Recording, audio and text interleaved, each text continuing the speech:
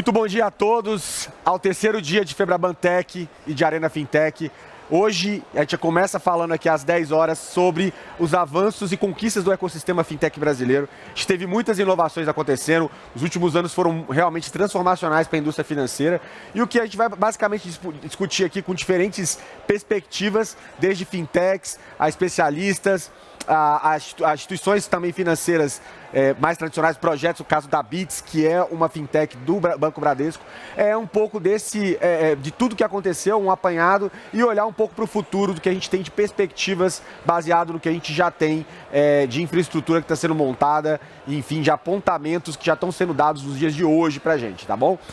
Então, antes de mais nada, queria convidar aqui uma salva de palmas para os nossos painelistas. Pessoal...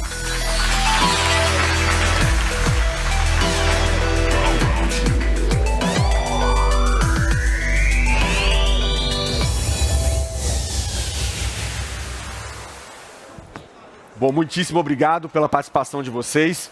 E como eu faço tradicionalmente, para todos poderem conhecer melhor vocês, eu vou pedir uma apresentação, começando pela Joyce. E depois a gente segue e volta aqui pelo Fábio. Joyce, por favor, se pra gente. Olá, bom dia a todos. Sou Joyce Pereira, sou a COO aqui do Bits, né, que é a carteira digital do Bradesco. A minha carreira foi muito voltada em consultoria, principalmente no mercado financeiro, grandes bancos, seguradoras, meios de pagamento, né? Então sempre participei muito dessas histórias de transformação. E aí nos últimos 2 anos aí encarei esse desafio do Bits de montar uma carteira digital dentro de um grande conglomerado já consolidado de instituição financeira. Então, acabando aqui a palestra, não esqueçam de baixar aí o nosso app e conhecer aí nossa solução. Maravilha. Taveira, por favor. Bom dia, meu nome é Ricardo Taveira, sou fundador da Quanto. O papel da Quanto é converter o potencial do Open Banking em resultado de negócio. A gente começou, né, nessa jornada de Open Banking, Open Finance, em 2015, ainda quando não se falava de Open Banking, Open Finance, e a gente tem trilhado esse caminho, ajudando tanto a formar esse ecossistema, assim como criar os primeiros casos de uso, casos de negócio. E no final do ano passado, nós fomos aprovados como o primeiro iniciador de transação de pagamentos pelo Banco Central, a operar dentro do contexto do Open Banking e do Pix. E agora, junto com essa honra, a gente tem desenvolvido a nossa tecnologia para garantir que nós somos os primeiros também a entregar esse resultado para o cliente final. Então, essa é a Quanto. Acho que posso passar para o próximo. Maravilha. Rodrigo Salgado, por favor. Bom dia, muito prazer. Eu sou Rodrigo, sou consultor de dirigente na Caixa Econômica Federal, mais especificamente na Vitec, na área de tecnologia. E nos últimos anos tenho atuado desbravando aí ambientes de conexão da Caixa com startups, e não apenas com startups, né? Programas de inovação aberta, convênios com universidade, hackathons e etc. Então é um desafio para nós, um prazer estar aqui, um privilégio. Obrigado, Bruno. Maravilha. Fábio? Muito bom dia a todos. Obrigado pela participação nesse painel. Eu sou Fábio Lacerda, eu estou aqui acreditado como especialista em regulação financeira. Na verdade, eu sou um economista, sou um professor que se envolveu com o tema por conta de um trabalho anterior como supervisor bancário no Banco Central do Brasil. Eu lá, pelos idos de 2015, eu integrei o primeiro grupo de trabalho interdepartamental que tratava de examinar os impactos das inovações tecnológicas nos sistemas financeiros e de pagamentos, e a partir daí fui picado pela mosca da inovação tecnológica e não parei de acompanhar e de me interessar pelo tema, hoje com eu diria um interesse de pesquisa mais específico na área de criptoativos. Maravilha. Então a gente tem diferentes perspectivas aqui em relação ao que acontece, diferentes visões, vozes sobre inovação no mercado financeiro. E para startup, pessoal, eu queria entender o seguinte, assim, a gente sabe que o ecossistema brasileiro de fintechs foi uma coisa até que a gente bateu na tecla nos primeiros dias, aqui no primeiro dia de evento, ele é o maior da América Latina e um dos maiores do mundo. Então, quando a gente vê, segundo o ranking da consultoria Findexpo, o Brasil está em 14º lugar globalmente em termos de ecossistemas bons para a fintech, e a cidade de São Paulo está em 4º lugar, né, como hub também. Né? E em adição a isso, a gente tem também o Brasil ano passado, de acordo com o ranking da Innovate Finance, ficando em 5º lugar em termos de capital levantado globalmente nesse segmento. Né? E, segundo o relatório da Distrito, a gente tem cerca de 1.290 fintechs hoje. Né? Eu queria ver de vocês qual a leitura que vocês fazem desse progresso e seus principais fatores de sucesso, como é que a gente chegou até aqui, para depois a gente poder explorar para onde a gente está indo, né? Queria começar com Taveira, e aí a gente vai seguindo. Taveira, qual a tua leitura desses avanços em tão pouco tempo que a gente fez aqui no ecossistema fintech? Bom, eu sou um pouco viesado por conta da Quanto, que a gente acabou, né, ajudando a trazer uma inovação no mercado dentro do Open Finance. Então, além disso, nosso papel é de ajudar a viabilizar a construção de soluções financeiras de impacto, ajudando você a construir soluções melhores de produto, entender seu cliente melhor, ou até mesmo soluções, por exemplo, de menor risco de crédito. Então, a gente acaba fazendo um pouco do papel de infraestrutura para o mercado para essas eventuais soluções de fintech. Isso nos coloca na posição de ver exatamente que tipos de fintechs estão surgindo e quais os principais fatores de sucesso. O que a gente está vendo agora é que a grande mudança de 10 anos para cá é uma especialização maior possível, com a redução do custo de você construir uma fintech e, de fato, você conseguir atuar de uma maneira mais econômica em nichos mais específicos ou menores de mercado e, ao mesmo tempo, você tem muito mais dado disponível, o que significa que é mais fácil você adquirir esse usuário e também é mais fácil você se destacar. Isso não endereça o que eu acho que ainda é o desafio da maior parte das fintechs, que é como você consegue explorar um nicho de mercado de uma maneira eficiente e que se torna lucrativa. A gente viu bastante sucesso de bancos digitais e outras estratégias que trazem muito usuário para dentro de casa, quase no que vamos trazer ele primeiro, depois a gente vê o que a gente faz com ele. Mas na prática, o que a gente está vendo agora, em termos de mercado até macro, é que agora chegou a hora de você fazer alguma coisa com esse usuário.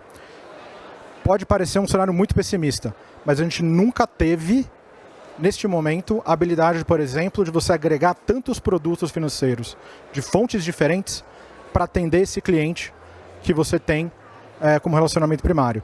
Então, paradoxalmente, sim um momento da verdade, mas eu acho que a gente nunca teve tantas ferramentas e infraestrutura para poder atender essa expectativa que está muito grande, sem sombra de dúvida.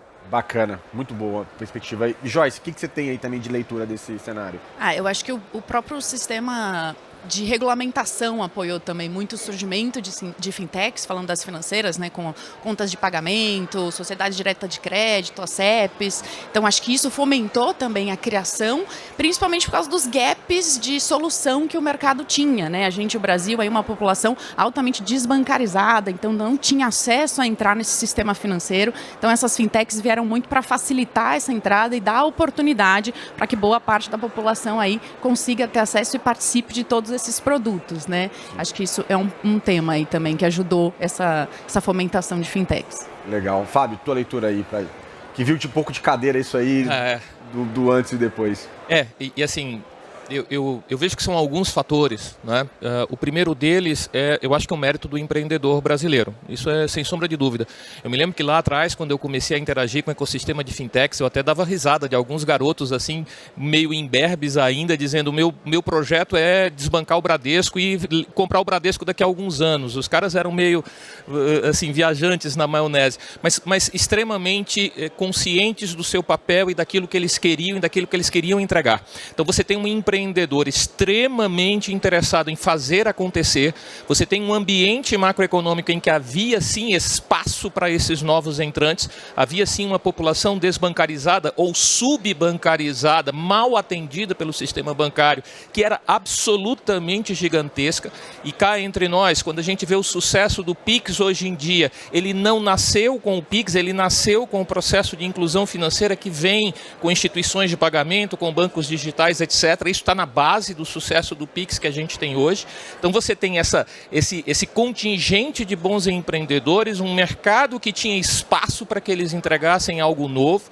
Você teve ao longo do tempo apoio, e eu falo de apoio dos cabelos brancos e das cabeças carecas como a minha, tá? Então muito cabelo branco, muita gente com experiência de mercado se aproxima desses novos empreendedores e os ajuda a navegar nesse ambiente competitivo que não é fácil, apoio financeiro de investidores efetivamente que acreditavam naquelas soluções e no potencial daquilo tudo. E acho que a Joyce trouxe um ponto importante também, a postura dos reguladores.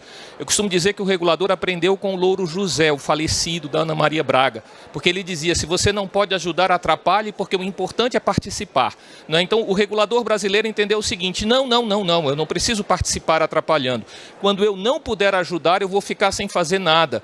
Né? Eu costumo brincar que às vezes o Banco Central do Brasil é injustamente acusado de ser inovador. Não é inovador coisíssima nenhuma, é um retardatário inteligente. Espera ver como as coisas acontecem no exterior, espera ver como as coisas se desenvolvem no mercado local e depois entra na boa, entra com segurança, entende? Então esse retardatário inteligente, ele foi inteligente. Ele soube apoiar quem precisava de apoio e soube deixar rolar aqueles que não precisavam de apoio num primeiro momento.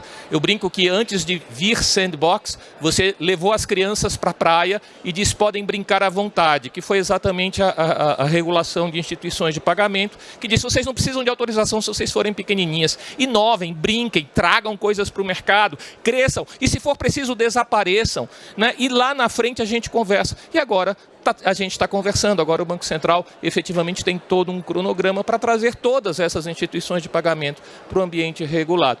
Então, eu acho que é essa conjunção de alguns fatores que efetivamente sim contribuíram para o mercado que cresceu, amadureceu e ainda tem muito para dar. Muito legal, muito legal. Rodrigo, o que é a tua análise aí? Eu concordo com o Fábio, eu também acho que é uma conjunção de fatores. E queria destacar um que a gente viveu fortemente lá na Caixa Econômica, a Bits também, né, conectou com o Bradesco. A gente lançou em 2020 um programa chamado X Startup, onde a gente se conectou com várias startups, era uma chamada de microfinanças, de habitação, de engenharia, de open bank, enfim, várias chamadas aconteceram.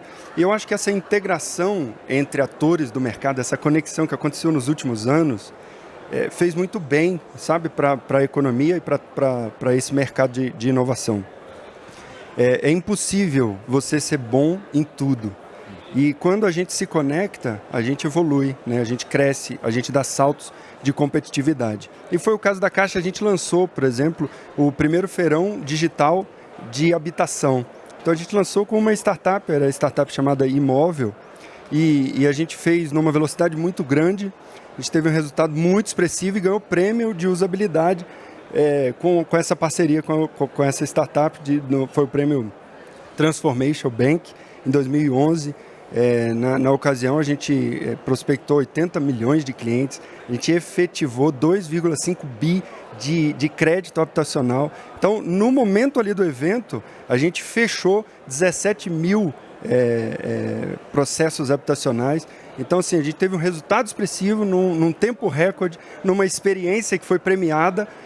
Então, foi muito bacana. E eu acho que essa conexão é que fez com que a startup crescesse, com que os bancos acordassem para muitos pontos que ele não estava olhando, né, de dores de clientes. Então, fico feliz que as startups tenham crescido. Eu acho que essa parceria, essa concorrência, que não deixa de ser uma concorrência, é muito positiva para o mercado. Bacana. E algo que a gente tem falado aqui na Arena, né? Assim, o movimento de abertura do mercado financeiro com a entrada das fintechs acabou fazendo com que elevasse a barra em vários aspectos, como, por exemplo, usabilidade, a gente viu, e principalmente houve uma ocupação de lacunas um pouco na linha que você falou, né, de especialização, né, porque as instituições financeiras tradicionais, elas não conseguiam cobrir tudo, existiam várias lacunas, várias especialidades ali, e hoje, nesse momento de integração e de que existe uma consciência de uma construção de um ecossistema onde você não vai ser bom em tudo, vai ter alguém que vai ser muito bom em alguma coisa, que pode te ajudar a chegar mais longe ou te fazer uma entrega melhor, né, isso vai dando os contornos do que a gente vê desse mercado transformado, né,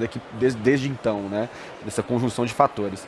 Mas, olhando para frente, né, pensando em possibilidades de desenvolvimento para o ecossistema local, quais segmentos vocês enxergam como os mais promissores aqui no Brasil? Tá?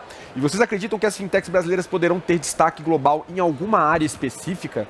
Né? Se a gente vai ser colocado como referência, a gente já está sendo referência num espaço de tempo super curto.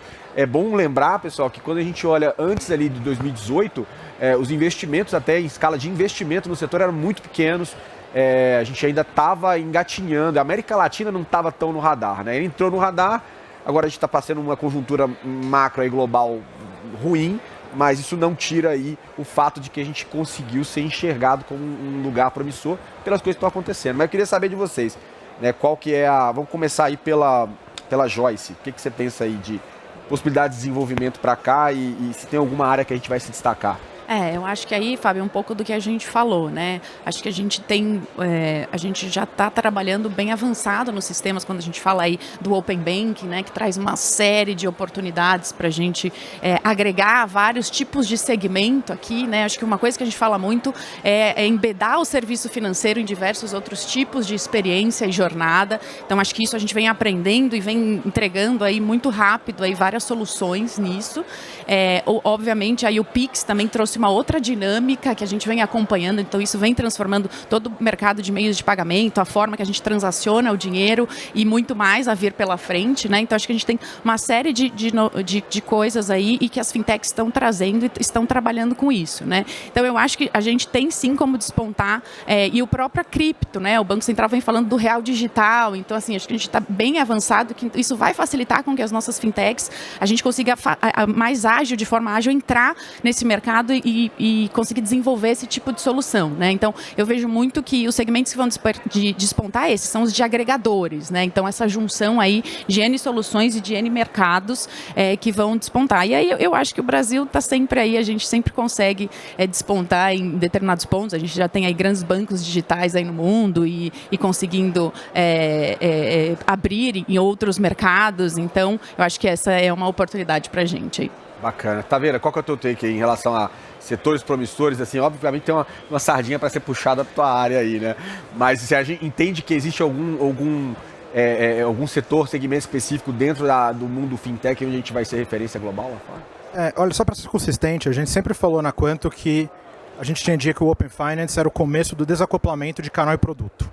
De você começar a trabalhar essas duas coisas de uma maneira distinta, ao contrário do que você mencionou, né, que antes o banco fazia tudo para todos, a todo momento, em todos os lugares. Então, separar minha resposta em produto e canal, onde que a gente vai ver isso? Eu acho que na parte de produto, com certeza, a gente vai ver muita inovação ainda no mercado de pagamentos, principalmente pelo roadmap que a gente tem, o que ainda vem pela frente, no Pix e no Open Finance. E eu vou dar um exemplo muito simples, né? Você vai ter, eventualmente, algo que chama pagamento variável recorrente, que não é nada mais do que um débito automático na sua conta. Então você vai poder autorizar um aplicativo ou até um banco a entrar na sua conta e tirar dinheiro da sua conta quando você autorizar, tanto quanto a gente já autoriza hoje para uma concessionária de luz, gás, etc. Só que isso inverte um pouco a nossa lógica de o que é possível. Agora eu consigo, por exemplo, conjugar contas ou até mesmo falar, olha, tira dinheiro de conta A, se precisar de dinheiro, tira do cheque especial do Banco B, que é mais barato. E essas pequenas mudanças na infraestrutura de pagamentos eu acho que vão ser muito impactantes para o tipo de empresa e o tipo de solução que a gente vai ver, muito mais especializado também, como você falou. Do lado de canal, a gente vai ver ainda muito em cima do Open Finance e a habilidade de você conhecer o seu cliente melhor e entregar uma solução muito mais customizada. Hoje, o principal que a gente foca na parte de inteligência é como conhecer o cliente melhor e como entregar isso para os nossos clientes que já têm, né, o dado de Open Banking. Isso vai ser muito sutil às vezes. Vai ser um feature melhor que vai aparecer, que parece ser mais relevante para você. Às vezes vai ser, puxa vida, como é que esse banco, esse app sabia que esse é o produto que eu precisava nesse momento. Legal. Eu gosto de enxergar isso de uma forma assim. A gente está falando muito de peça de Lego hoje em dia, das conexões. Eu acho que com o Open Finance a gente entra aquele Lego Mindstorm, se eu não me engano, né? Que você começa a colocar, não sei se vocês já viram, vocês criam mini robôs com Lego. Então você não só usa a capacidade do Lego de você plugar, mas também de criar e desenvolver outras mecânicas ali interessantes que correm no background. Mas bom ponto. E Fábio, me diz aí, o que você acha de promissor e o que a gente pode tornar referência? Bom, eu acho que, primeiro eu concordo plenamente com o Ricardo e a Joyce. Eu acho que, em primeiríssimo lugar, pagamentos. Pagamentos é o backbone do desenvolvimento no terceiro milênio e em torno de pagamentos todo o resto gira. no Brasil, pagamentos e crédito vão seguir crescendo, né? E pagamentos carregando o resto num processo que é a inversão do início do movimento de fintechs no Brasil. Elas começam no Brasil e no mundo com um processo do unbundling. Elas desagregam a cadeia de valor e focam em pedaços da cadeia de valor em que elas conseguem entregar coisa melhor. E depois disso você vem o processo do rebundling, é a reagregação. Então as fintechs começam a formar pequenos conglomerados de prestação de serviços, em que eu tenho não apenas soluções de pagamento, eu tenho também soluções de crédito, eu tenho soluções de seguros, eu começo a incrementar isso daí. Então, esse movimento de pagamentos capitaneando, carregando os demais produtos e serviços financeiros nesse movimento de rebundling, me parece uma tendência absolutamente, eu diria, inexorável. O segundo aspecto que eu coloco, sim, eu também acredito que cripto vai crescer. O ecossistema cripto no Brasil ainda tem muito para crescer e não por conta de CBDC, se me permite. Eu não acredito, sim, é lógico que a moeda digital de Banco Central, com uma cara de criptomoeda rodando numa infra de blockchain, ela vai trazer muita eficiência para o mercado, vai viabilizar muita transação importante nesse movimento de tokenização da economia, disso eu não tenho dúvida. Mas mais do que isso, quando a gente vê recentemente bancos entrando no ecossistema cripto e dizendo, entra comigo porque eu sou regulado, isso é a minha vantagem competitiva, você pode confiar em mim porque eu sou regulado, não nos esqueçamos que em breve a gente vai ter uma legislação brasileira sobre o ecossistema cripto que vai efetivamente entregar o mandato legal para Banco Central, para a CVM regularem isso, e quando você regula, quando você entrega a chancela do regulador, você traz credibilidade para isso, e o ecossistema, ao invés de ser deprimido, ele cresce. Ele cresce com essa perspectiva de maior confiança. Um último aspecto que eu gostaria de mencionar é exatamente o exemplo quanto, né? Que é todo esse ecossistema de suporte, eu diria, ao desenvolvimento do ecossistema financeiro. Todas essas fintechs que de algum modo trabalham para viabilizar, são os enablers, né? Para viabilizar a entrega de produtos e serviços financeiros com uma face tecnológica, com uma integração tecnológica, elas não são as provedoras do produto financeiro, mas elas viabilizam que isso aconteça. E nesse ponto eu diria que nós já estamos nos destacando no mundo. Nós já estamos. O que nós temos entregue no Brasil é algo simplesmente fantástico e isso tende a ser referência mundial também. E o pessoal vai vir aprender muito com a gente aqui. Não tenha dúvida. Só para complementar, uma coisa que o Fábio comentou, que eu acho que é a faca de dois gumes da regulação e o fato que pelo menos na minha opinião, a gente tem feito isso muito bem no Brasil em termos de regulação. É o fato que ao mesmo tempo que isso promove muitas novas funcionalidades, essas funcionalidades estão disponíveis para todos no mesmo momento e de uma forma igual. Então, até mesmo a parte de pagamentos, por exemplo, esses exemplos que eu estava dando, de você poder fazer esse tipo de débito, isso vai estar disponível para qualquer entidade do sistema financeiro atuar. Então, o nosso desafio, seja uma fintech que quer construir um produto novo, ou um banco que quer aproveitar isso para atingir um resultado melhor, é como que eu construo o meu valor em cima desse trilho, porque esse trilho é aberto e é disponível para todo mundo. No começo, todo mundo achava que coleta de dados de Open Banking era o tchan. A gente já sabe que não é. Isso é um commodity. O Pix, mesma coisa. Oferecer Pix não é o tchan. Quais são as funcionalidades que você constrói em cima disso. Por isso que, inclusive, eu dei o exemplo de você poder, por exemplo, debitar duas contas ao mesmo tempo, ou fazer tirar dinheiro de um cheque especial mais barato. Essas são as inovações que a gente tem que construir em cima dessa infraestrutura. E, para isso, tem o regulador para definir as regras do jogo e empresas como a conta de espera para poder facilitar essa adoção. É um nivelamento de espaço, né? Isso que é interessante, na possibilidade das peças serem entregues para o mercado. Desse momento mais aberto, porque a gente teve um crescendo nisso também, né? de habilitarmos novos entrantes e chegou nesse ponto.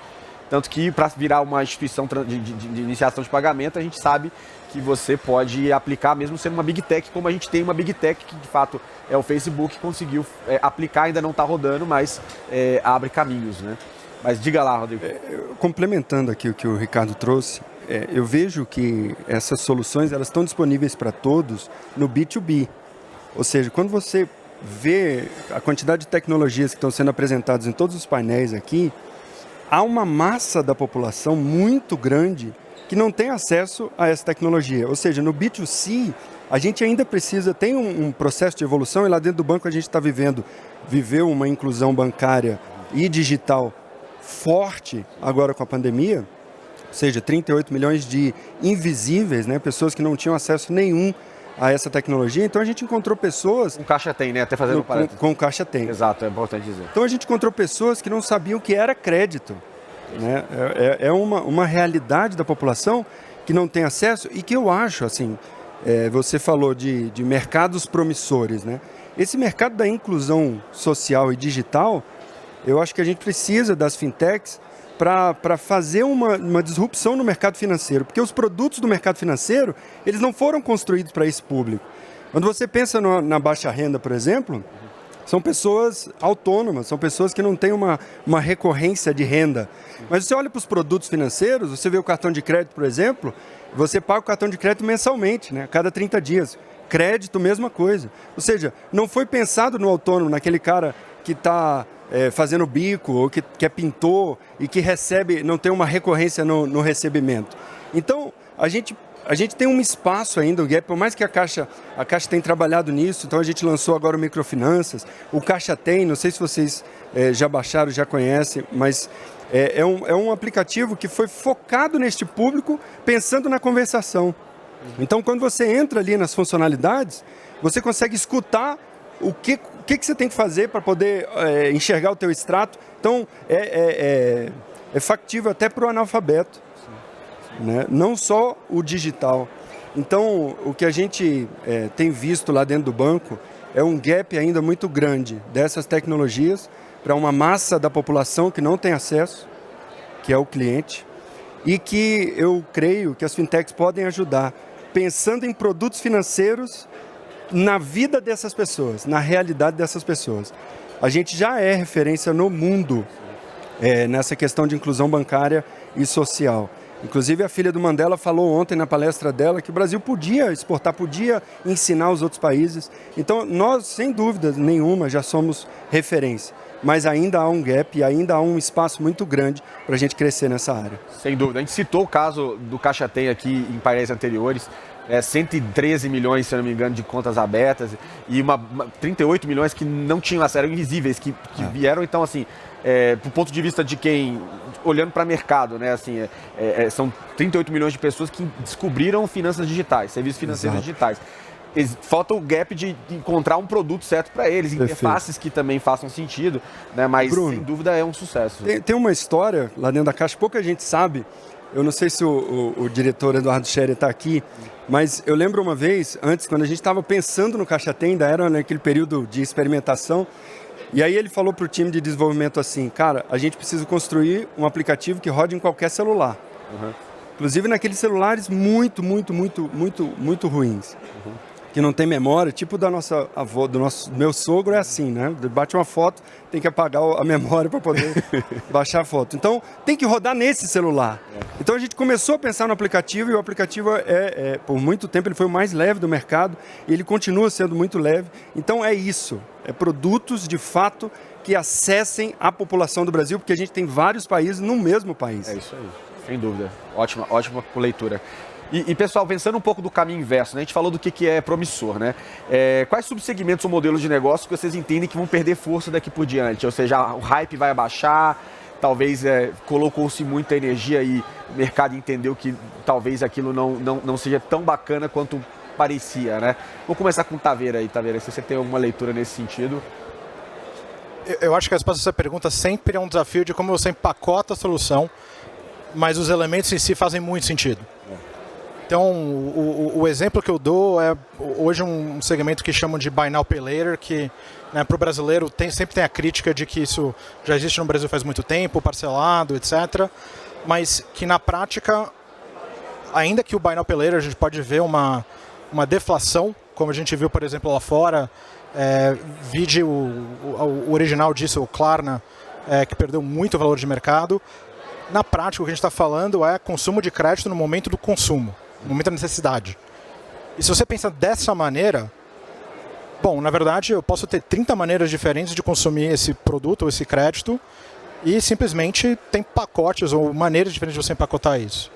Então, uma restrição que eu sempre tenho a responder essa pergunta é que se tem uma coisa que eu acho que o Open Finance, a regulação mais arrojada no Brasil permite, é que você, o seu ponto do Lego, a gente combine e recombine alguns elementos que já existiam, mas que de fato agora fariam sentido com isso.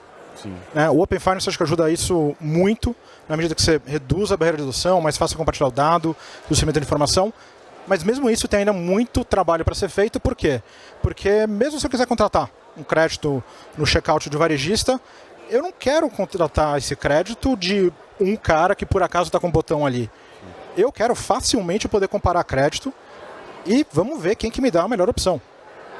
E é esse tipo de pulo que eu acho que, voltando para o que o Fábio comentou, que a gente pode até acabando pulando pelo fato de ser retardatário. Né? Onde você vê esse mercado lá fora, onde você pode contratar crédito de um player no checkout, virou um mercado super sexy, super hot. Eu acho que o Brasil vai pular essa etapa direto para você ver marketplaces já no momento da necessidade. Seja de seguro, seja de crédito, seja de qualquer outra coisa, né? Qualquer outro serviço financeiro que a gente entende que é necessário. Bacana. E você, Rodrigo, como é que você vê algum lugar perdendo mais hype, aí, perdendo energia ou não? Sim, eu acho que todas as temáticas que a gente está trazendo aqui, né, não só nesse painel, mas em todas as palestras, né, então eu acho que as empresas que não estão olhando para essas coisas, experiência do usuário, a parte de energia, né, por conta da temática ESG, então, centrado no usuário, então aquelas empresas que não têm as pessoas, né, como o principal foco, ou seja, justiça social, parte de meio ambiente, que eu já disse, eu acho que são empresas fadadas a diminuírem a sua concorrência, né, e perderem mercado. Então, temos que abrir os olhos para isso. A gente está num mundo que está indo para o virtual muito rápido, a gente está construindo ambientes de maneira que daqui a um tempo, né, teve até uma palestra aqui, que rolou aqui na Febraban, da moça que disse que em 2042, 80% da população vai viver no virtual, né? Então, essa parte... O bom dessas previsões lá para frente é que a gente, às vezes, tem tempo de esquecer, né? Ela não decidiu se seria em agosto ou em julho. Então, apesar de ser radical, sim. As tecnologias estão mostrando, né, 5G, nuvem, tudo está mostrando que a gente está cada vez mais vivendo no virtual. E aí vem o metaverso, e a gente precisa pensar no metaverso, como ajudar essas pessoas que hoje estão tão ansiosas e estressadas. E aí é uma temática que a gente não viu aqui na feira, pelo menos eu não encontrei, sobre a saúde das pessoas, sabe? Então, a gente está falando do mercado financeiro, não, o burnout e a qualidade de vida das pessoas, meu Deus. E aí, quando você vai para as redes sociais e o estresse que as pessoas estão vivendo, então, por que não pensar no metaverso para ajudar essas pessoas, ou seja, e não para elas fugirem, sabe? São temáticas que eu acho que a gente tem que começar a trazer também e ajudar, e sempre centrado na pessoa. Ótimo. Para melhorar como sociedade. Maravilha. Ótima visão. Fábio, o que você me diz aí também? Bom, sobre setor em ameaça, eu acho que esse próprio evento já mostra que o setor mais ameaçado é o do banco tradicional. Vamos deixar isso muito claro, né? Ou os bancos efetivamente avançam nesse processo de modernização, de acompanhar essa inevitável, inexorável digitalização da economia, tokenização da economia, inclusive, ou então esses bancos estarão fora do mercado. Simples assim. E até por conta de um outro aspecto que eu acho que no Brasil a gente ainda não discute porque ainda não é uma realidade para a gente. Em algum momento virá a concorrência das Big Techs. Isso já é uma realidade em alguns tantos países, especialmente no mundo asiático. Por que isso ainda não é presença no Brasil? Ainda não sei ao certo, eu tenho algumas teorias com relação a isso, mas o fato é, quando as Big Techs elas efetivamente entrarem como competidores importantes, elas vão ser também uma ameaça muito significativa para os bancos tradicionais. E acho assim que, falamos em setores, mas o Rodrigo trouxe um ponto que é absolutamente fundamental. É o conhecer o cliente realmente na sua necessidade e na sua capacidade. É muito bonito fazer inclusão financeira, mas lembremos que inclusão financeira é parte do pacote de cidadania financeira, de cidadania digital. Você precisa efetivamente educar financeiramente esse novo cliente, você precisa dar cidadania digital, ele precisa lidar com a dimensão da segurança pessoal no mundo virtual. Isso é absolutamente fundamental. Não nos esqueçamos que hoje a maior ameaça ao Pix são os episódios negativos que são associados à segurança, não à segurança tecnológica da infraestrutura, mas a segurança que envolve efetivamente a perda de valores dos correntistas, dos detentores das contas transacionais por conta de engenharia social, de golpes, etc. Então, eu acho que esse é um grande aspecto. Setor, o mais ameaçado é o setor bancário tradicional. Mas empresas, aquelas que efetivamente não souberem fazer a inclusão com o cuidado em relação ao seu cliente na cidadania financeira e na cidadania digital. Excelente. Joyce, qual que é a tua leitura? Bom, eu acho que agora o jogo, muito do que a gente fala é o jogo da experiência, né? Então a gente passou da fase de digitalizar o físico, então nossa experiência física no digital, e agora a gente está falando digital com digital, né? Então, como que eu me integro, como eu estou dentro desse ecossistema. Então, enquanto as empresas elas têm que focar nessa experiência para dar essas soluções que os clientes precisam, com toda a responsabilidade, a experiência do próprio funcionário dentro da empresa, né? A gente vive agora um modelo onde a gente pode trabalhar onde a gente quiser, trabalhar com gente do mundo, né? Então isso é um ponto que os modelos de negócio têm que colocar isso em jogo também, né? E a própria questão das integrações dos business, né? Então, muito do que a gente já falou aqui, como que a gente monta esse Lego de forma onde eu faça efetivamente aquilo que faz sentido para o cliente na hora e não necessariamente abrir um app para ver um marketplace, para comprar uma geladeira, abrir o app do banco para pedir o crédito para comprar essa geladeira, enfim, integrar todas essas experiências digitais que já estão na nossa mão hoje, né? E com cada vez mais contextualidade e leituras mais precisas, né? Pessoal, tem tempo para uma pergunta da audiência. Quem tiver interesse, levante a mão. Tem uma pergunta ali já, ó. Dessa vez foram rápidos aqui. Acho que o microfone não está pegando ali. Alô. Isso. Sim. Ricardo, logo no começo da sua fala, você falou sobre a questão de explorar nichos e de eficiência, lucratividade. Você acha que o momento atual, com alta de juros, certamente investidores estão sendo mais exigentes aí, esse momento atual pode ser benéfico para incentivar essa maior lucratividade, já que a gente tem 1.200 e tantas fintechs aqui no Brasil, talvez não tenha espaço para todo mundo? De um lado, eu olho o período que a gente passou agora, né, de acesso a capital relativamente fácil, de investimentos muito ancorados em crescimento, né, métrica de sucesso sendo medida não em receita, mas base de usuários, coloca as fintechs e startups em geral numa posição muito fácil para inovar. E talvez não seja nem inovar, mas tentar inovar. Ou seja, vou fazer essa aposta, vou fazer essa funcionalidade, vai que pega. E isso meio que segue a lógica macroeconômica, né? Quando o juros está baixo, a indústria desenvolve, é mais barato você fazer projetos. Você tem um efeito parecido no micro, dentro de uma empresa, ou de uma startup, ou de uma fintech. Com a falta do dinheiro, ou pelo menos um dinheiro mais escasso, com certeza todos, e acho que a Quanto não é diferente, tendem a ser mais conservadores e muito mais antenados ao que o mercado está buscando. Então, o que a gente vai ver agora é meio que um momento de filtro para entender quais são aquelas inovações ou nichos ou especializações que de fato estão gerando valor, né, versus aquelas que só estão gerando um potencial muito grande de valor. As duas estratégias são válidas. Eventualmente, né, o Nubank consegue, espera-se subir o nível de receita por usuário até parecido de um grande banco. É isso que os investidores deles acreditam. Mas, por enquanto, a gente vai passar por um período onde a gente vai ter menos inovação por dinheiro mais escasso e vai ter um foco muito maior em colher os frutos daquilo que a gente já plantou do que necessariamente fazer mais apostas e mais longe, né, nesse risco e inovação. Mas acho que isso é um processo natural e cíclico. A gente não teria um ambiente saudável se a gente não passasse por esses ciclos. Exatamente, é muito mais saudável. Qual que é o problema? É muito fácil falar isso, outra coisa é você ser fundador ou PM de uma startup e você está tendo que aprovar uma funcionalidade com o seu chefe. E o principal desafio é, a gente nunca sabe qual que é a amplitude dessa onda. A gente não sabe quando que essa onda que está lá em cima vai começar a descer. E a gente não sabe se, né, como já tive investidor meu que falou agora recentemente, puxa, esse é o pior mercado para VC nesse segmento que eu já vi na minha carreira.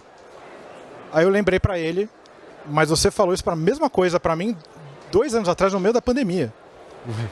E pelo menos há quanto, isso é fato público, a gente fechou, né, a nossa rodada de investimento com fundos estrangeiros no 2º mês da pandemia. Eu nem conheci fisicamente até hoje, né, um dos nossos investidores. Então, nunca se sabe, mas claro que isso não facilita a nossa ansiedade do dia a dia. Boa, boa. Ótimo. E retomando aqui, pessoal, nas perguntas, a gente tem mais uma pergunta geral para fazer antes da gente encerrar aqui. Mas a gente viu um ponto até que o Fábio colocou, né, em relação a outros atores que a gente acaba vendo nesse mercado, e Big Tech são alguns deles, né? Olhando para o ambiente competitivo, após esse forte avanço dos players não financeiros, onde a gente também tem varejistas e todo mundo entrando, né, nos territórios das finanças digitais, como vocês veem as fintechs e os bancos adaptando e defendendo suas posições nesse novo cenário, onde também Big Tech eventualmente em algum lugar do mundo vai destravar, e aqui no Brasil a gente já tem elementos que podem permitir com que elas destravem. Começando pelo Fábio aqui também, que já tinha um take nisso. Bom, eu acho que um aspecto importante para a gente colocar é que, já que a gente falou de regulação, um dos motes da regulação foi a promoção da competitividade no sistema.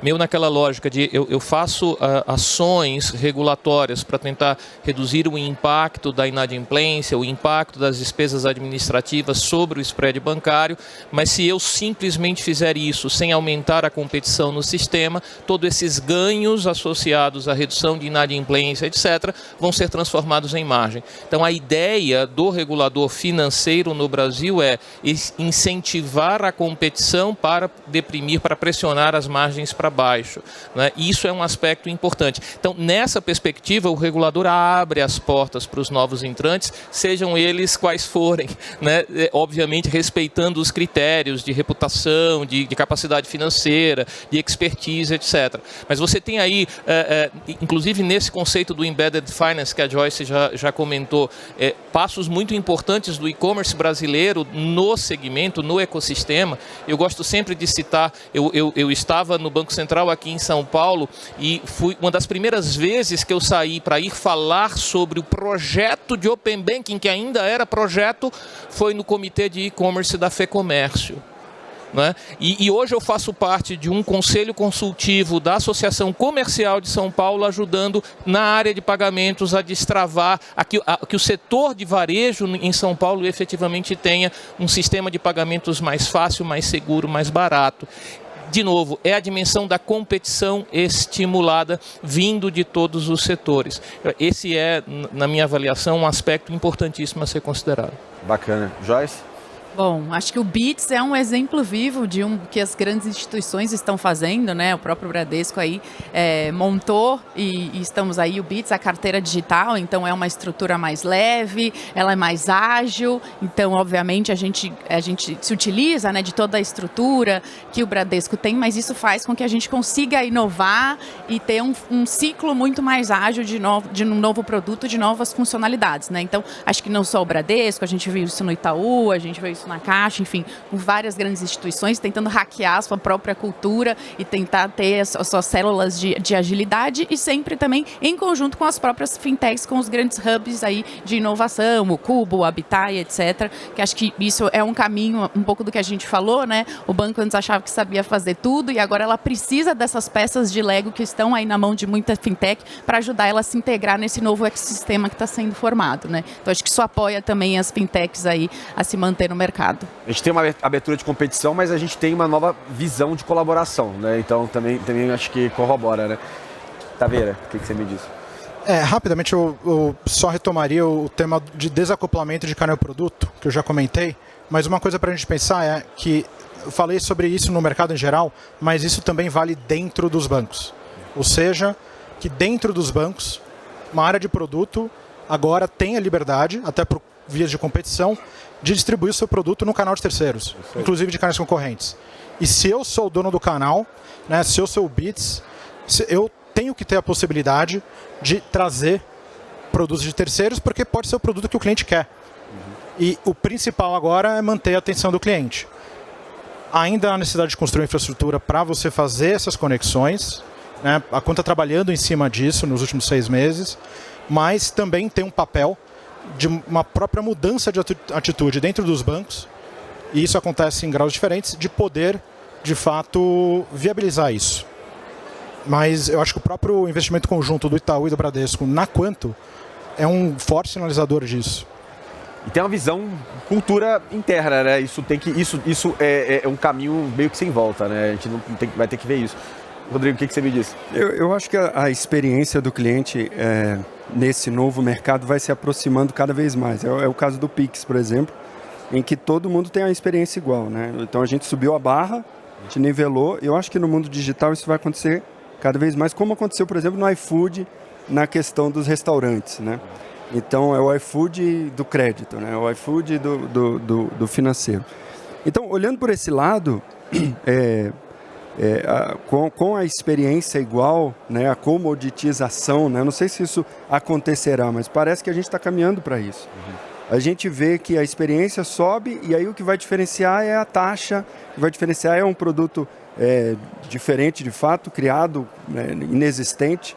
Então, e aí na questão da taxa, eu acho que para a Caixa Econômica a gente sai ganhando, né, a gente tem as taxas menores e é muito positivo para nós essa conexão com startup para melhorar a experiência. Então, eu vejo que esse novo mercado, conexão de grandes bancos com startups, eu acho que tem muito a favorecer a nossa empresa. E talvez a instituição se torne um grande produtor de soluções baratas, inclusivas, que possam ser plugadas em ecossistemas de outros, né, fazendo essa roda girar e multiplicando a missão de vocês, que é uma missão, no final do dia, de levar a questão social e resolver essas dores, né?